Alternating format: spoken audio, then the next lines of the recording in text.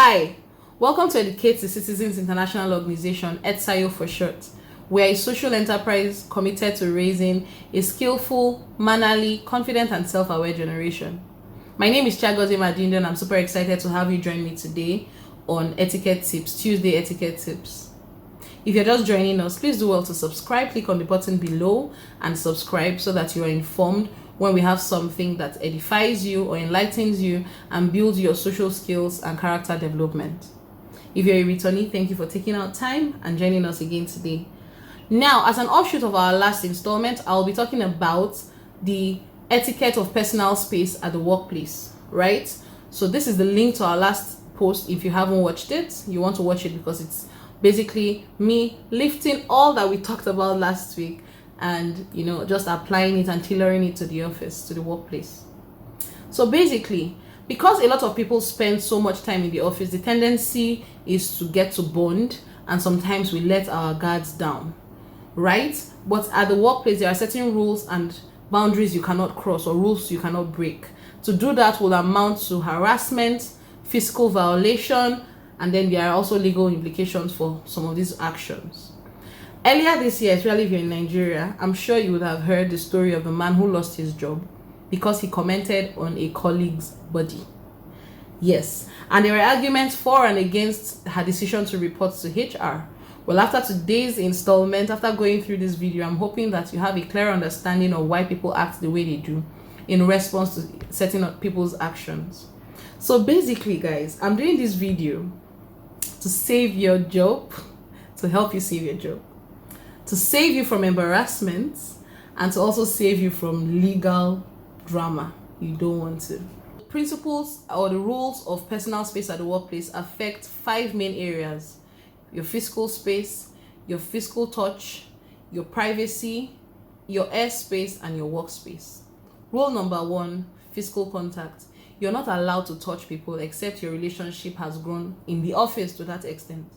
And even when you have a relationship with someone and you're close to them, by virtue of being in the office at the time, there are certain touches that are unacceptable.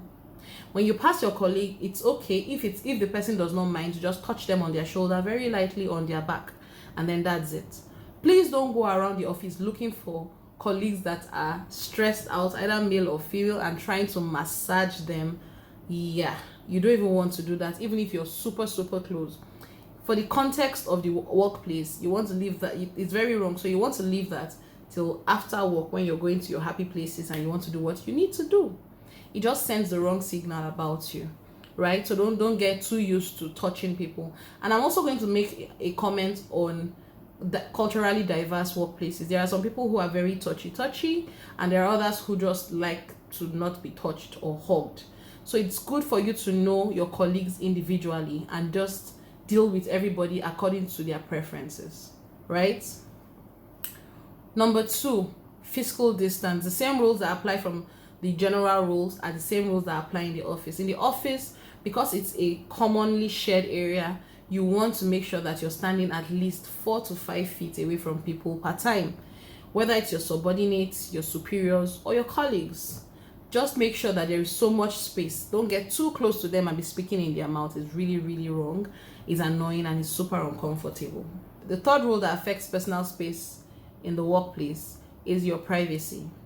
Now let me stop and say that I have heard that the concept of privacy is a myth in the workplace. I mean, because of the open door policy, the fact that you guys share common areas and all. But I like to say that to have that in mind will be to your detriment. By reason of people's individuality and preferences, the rule of privacy cannot be overlooked even in the workplace.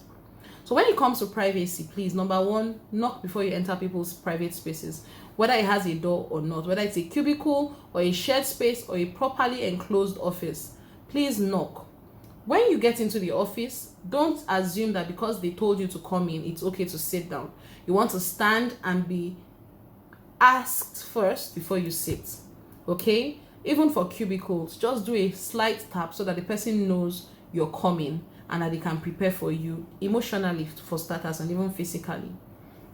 And when you're there, don't read what people are reading on their screens or in their phones, on their books. Like, just give them some space So remember, physical distancing, physical contact, leading all the way to privacy. So the same rules build up to this point.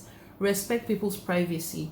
Even if you're looking for office property, let's assume you're looking for a stapler, you don't want to go and check, just go through the person's cubicle, search their papers, or put your hand in their bag because you can't see it on their desk. So you're thinking, oh, the staple must have fallen into her bag or his bag, or let me just go through it and look for. That's really, really, really wrong. You don't want to do that. And a lot of people have lost relationships and some even their jobs by just ignoring some of these very common sense rules. Also, you want to watch your work environment to make sure first that it is tidy and that you have only work related things around your workstation or in your office. The truth is that you play a major role in whether or not people infringe on your personal space at the workplace. So you want to also make sure that your workspace is clear and that you're not invading other people's workstations with what you're doing or your conduct. Basic, there are certain behaviors that amount to violations or harassments in the office. Your airspace. So this means you can't play music at certain levels in the office. You can't answer calls with certain tones in the office. You're encroaching people's airspaces. If you have a meal you're supposed to eat that day that has a very strong smell, like a fish sauce or beans or moi moi or cabbage, even cabbage has a smell, especially when it has been in the cooler for a long time, please eat it in the general area or in a closed empty office or wherever it has been assigned for food. But don't just open it in front of everybody and stay at your workstation and just be eating and be making sounds with your mouth or your nose. Or yikes. Yeah, guys, please, let's not do that. There are certain do's and don'ts that apply to personal space at the workplace, and they help you protect your own personal space and avoid infringing on other people's personal spaces. One, I call it the separation rule. Separate your work life from your personal life. So that applies to phone calls and emails and every other thing in between. Don't use the official email for your personal email, and vice versa. Don't also use your personal phone for official calls, right? So use the phone given to you by the organization for your official conversations at every point in time. Secondly, limit the kind of information you share in the office, because like I said earlier on, some people actually fuel these violations by the kind of information they share. So keep your private life private as much as possible, and keep your office life official as much as possible. In the same vein, limit your communication, conversations, comments to strictly business comments. And for me, that is where the guy I had talked about earlier on got it wrong. You don't come and you're commenting on your colleagues' breasts in the office. I'd like to take it a step further and say it's not even a comment you make anywhere. It's wrong. There are just certain personal boundaries you do not exceed because you have a mouth to talk. Please don't say that. Whether it's at the bar or at the workplace or even in a party, there are certain personal boundaries you do not exceed at any point in time. Avoid workplace relationships and emotional tangles that are not related to your productivity or your KPIs, really, right? You want to make sure at every point in time you're objective. You don't get carried away. You don't want to be sending your colleague a flower and just be saying, oh, we're just friends. You're sending the wrong messages and you're making people get the wrong vibes about you. So office is office. Just make sure you're not bringing your personal touch into the office. Lastly, talk about hygiene. Let your cubicles be clean. Make sure you don't eat meals that will make people uncomfortable or leave food remnants or particles in your bin by your cubicle that would begin to irritate people when they begin to decompose, right? So just being sensitive to the needs of other people is what the etiquette of personal space at the workplace calls for.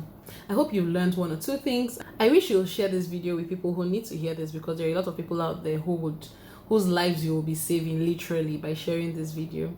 Do well to share. Like I said, if you haven't subscribed, don't forget to subscribe.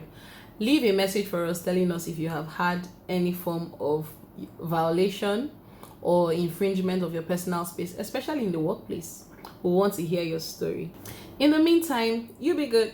We'll see you some other time with some tips that would enrich your social skills and help you with your character development. Until then, remain blessed. Cheers.